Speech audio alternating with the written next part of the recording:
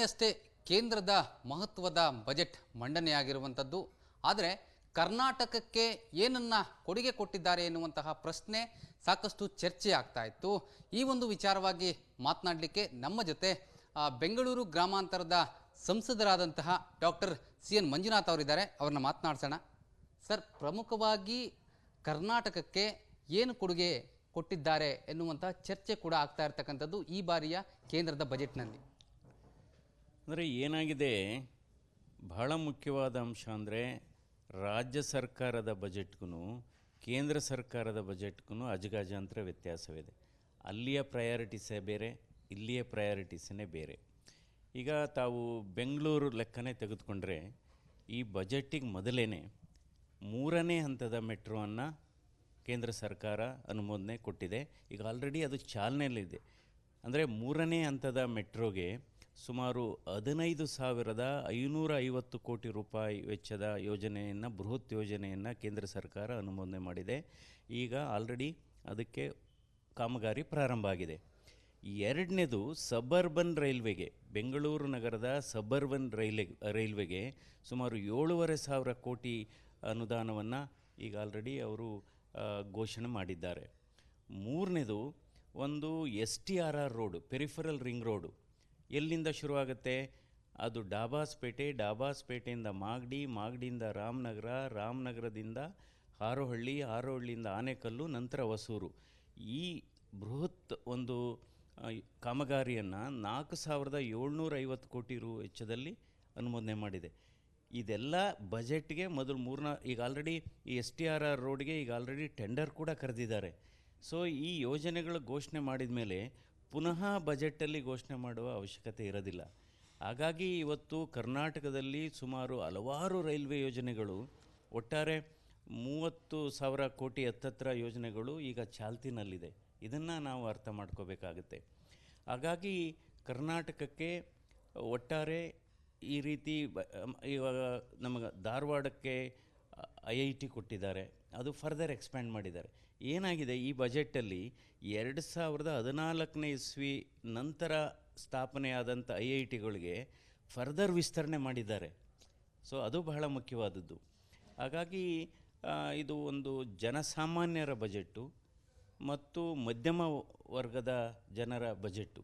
ಯಾಕೆಂದರೆ ನಮ್ಮ ದೇಶದಲ್ಲಿ ಹೆಚ್ಚು ಜನಸಂಖ್ಯೆ ಇರೋದೇ ಮಧ್ಯಮ ವರ್ಗದ ಬ್ರ್ಯಾಕೆಟಲ್ಲಿ. ಹೀಗಾಗಿ ಇವತ್ತು ನಮ್ಮ ಕೃಷಿ ಕ್ಷೇತ್ರನೇ ತಗೊಳ್ಳಿ. ಪ್ರಮುಖವಾಗಿ ಕೃಷಿ ಕ್ಷೇತ್ರ ಅನ್ನೋದಕ್ಕಿಂತ ತಮಗೆ ರಿಲೇಟೆಡ್ ಆಗಿರ್ತಕ್ಕಂಥದ್ದು ಪ್ರಮುಖವಾಗಿ ಮೆಡಿಕಲ್. ಅದಕ್ಕೆ ಸಂಬಂಧಪಟ್ಟಂತೆ ಈಗ ಕ್ಯಾನ್ಸರ್ ಮುಕ್ತ ಭಾರತಕ್ಕೆ ಪ್ರಧಾನಿ ನರೇಂದ್ರ ಮೋದಿಯವರು ಒಂದು ಮೈಲಿಗಲ್ಲನ್ನು ಹಾಕಿದ್ದಾರೆ ಎನ್ನುವಂಥದ್ದು. ಇವಾಗ ಕ್ಯಾನ್ಸರ್ ಅನ್ನೋದು ಸರ್ವೇ ಸಾಮಾನ್ಯ, ಅದರಲ್ಲೂ ಈ ಮಧ್ಯಮ ವಯಸ್ಕರಲ್ಲಿ ಇತ್ತೀಚಿನ ದಿನಗಳಲ್ಲಿ ಕಳೆದ 10 ವರ್ಷದಲ್ಲಿ ಹೆಚ್ಚಾಗ್ತಾ ಇದೆ. ಈ ಹಿನ್ನೆಲೆಯಲ್ಲಿ ಸುಮಾರು ಈ ಕ್ಯಾನ್ಸರನ್ನು ನಾವು ಪ್ರಾಥಮಿಕ ಹಂತದಲ್ಲೇ ಇದನ್ನು ಪತ್ತೆ ಮಾಡಿ ಅದಕ್ಕೆ ಚಿಕಿತ್ಸೆ ಕೊಡತಕ್ಕಂಥ ವ್ಯವಸ್ಥೆ ಮಾಡುವ ಹಿನ್ನೆಲೆಯಲ್ಲಿ ಇವತ್ತು ನಮ್ಮ ರಾಷ್ಟ್ರದ ಎಲ್ಲ ಜಿಲ್ಲಾ ಕೇಂದ್ರಗಳಲ್ಲಿ ಒಂದು ಕ್ಯಾನ್ಸರ್ ಡೇ ಕೇರ್ ಸೆಂಟರನ್ನು ತೆಗೆಯುವಂಥ ಒಳ್ಳೆಯ ನಿರ್ಧಾರವನ್ನು ಮಾಡಿದ್ದಾರೆ.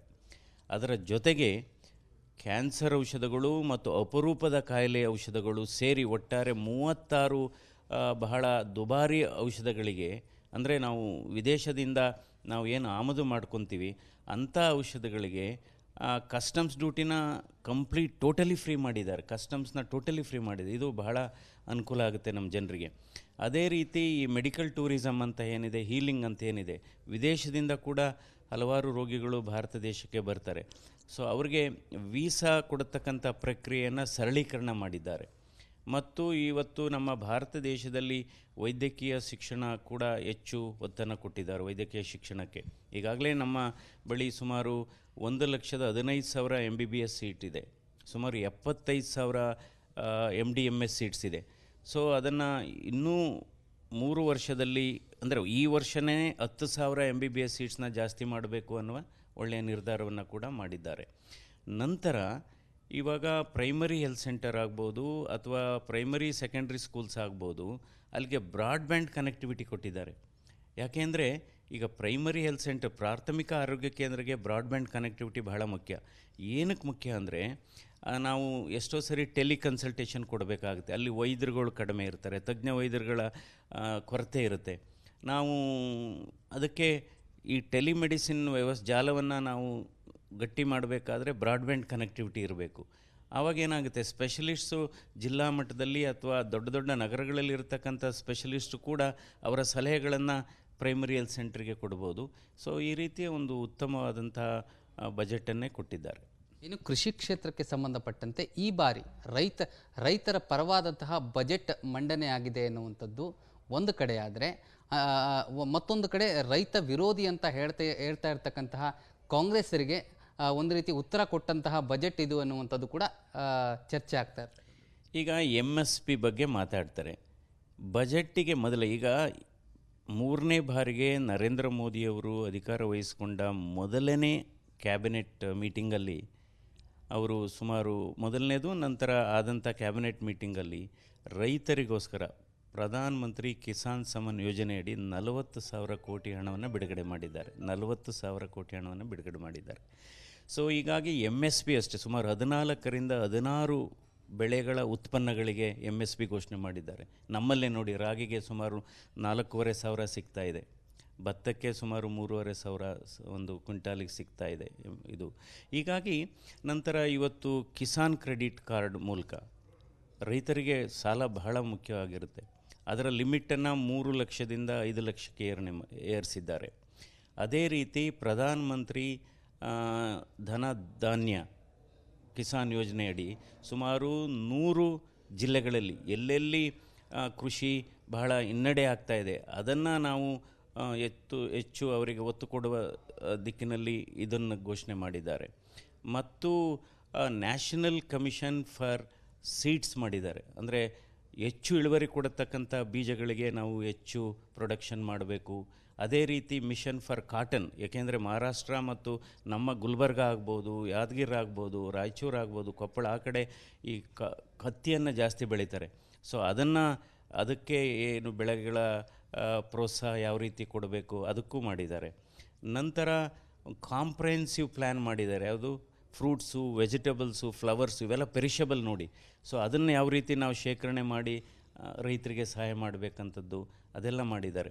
ನಂತರ ಇವತ್ತು ಅಸ್ಸಾಮಲ್ಲಿ ಸುಮಾರು ಒಂದು ದೊಡ್ಡ ಯೂರಿಯಾ ಪ್ಲ್ಯಾಂಟನ್ನು ಘೋಷಣೆ ಮಾಡಿದ್ದಾರೆ. ಪ್ರತಿ ವರ್ಷ ಸುಮಾರು 12 ಲಕ್ಷ ಟನ್ನಷ್ಟು ಯೂರಿಯಾ ಪ್ರೊಡಕ್ಷನ್ನು ಮಾಡತಕ್ಕಂಥದ್ದು. ಸೊ ಹೀಗಾಗಿ ನಂತರ ಗೊಬ್ಬರಕ್ಕೂ ಅಷ್ಟೇ ಇವಾಗ ಅದಕ್ಕೂ ರಿಯಾಯಿತಿ ಕೊಟ್ಟಿದ್ದಾರೆ. DAP ಏನಿದೆ ಅದಕ್ಕೆ ಸುಮಾರು 100 kgsಗೆ ಸುಮಾರು 3,500-4,000 ರೂಪಾಯಿದು ರಿಯಾಯಿತಿ ಕೊಟ್ಟಿದ್ದಾರೆ. ಹೀಗಾಗಿ ಇದು ರೈತರ ಪರವಾದಂತಹ ಬಜೆಟ್ಟು, ಸಾಮಾನ್ಯ ಜನರ ಮತ್ತು ಮಧ್ಯಮ ವರ್ಗದವರ ಬಜೆಟ್ಟು ಮತ್ತು ಆರೋಗ್ಯ ಕ್ಷೇತ್ರದ ಬಜೆಟ್ಟು ಅಂತಲೇ ನಾನು ಹೇಳಬೇಕಾಗುತ್ತೆ. ಧನ್ಯವಾದಗಳು ಸರ್.